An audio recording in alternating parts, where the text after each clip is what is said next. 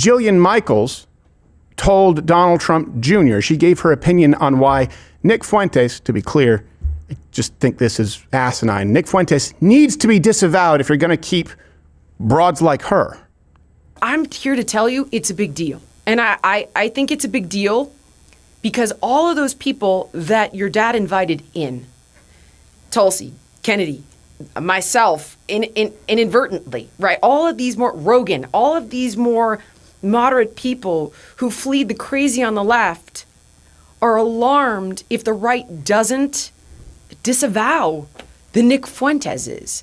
And it doesn't mean, I'm not saying cancel Tucker Carlson. That is not what I'm saying. I wish Tucker should leave the prescriptions to actual conservatives. I have no problem saying that. But I do think it's going to be a problem. I'm just deeply concerned that if there's a guy who says women want to be raped, and somebody does not say, this is not who we are as a party, this is not conservatism, we find him repulsive. I'm telling you, it's yeah, but I also think if you're going to acknowledge every person that says something ridiculous, all of a sudden you're just making them bigger in a way.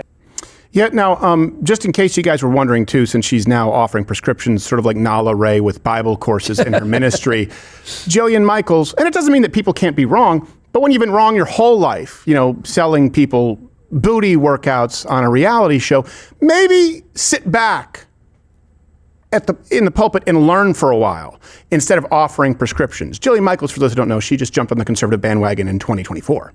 Moderate lefty your entire life, not particularly political. You've now seen the light. The election is in a couple days from now. Wow. Will you be voting for Donald Trump? I did vote for Donald Trump, yeah. He wasn't my choice out of the candidates that were running for the primary. I do understand his flaws, but the problem for me is that it becomes a question of lesser evils.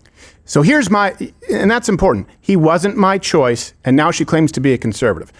If she is welcomed with open arms, and by the way, you shouldn't shun her, but if her prescriptions, her solutions are welcomed with open arms, what do you think people like Jillian Michaels, if there are enough of them, are going to do if they actually attain power within our movement?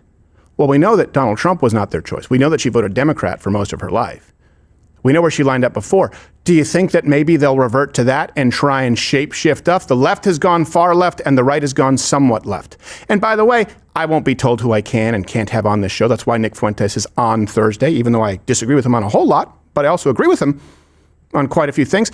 My big problem is I think Nick Fuentes has some legitimate grievances because of what he refers to as gatekeeping. Yeah. Jillian Michaels doesn't get to tell conservatives who they can talk with.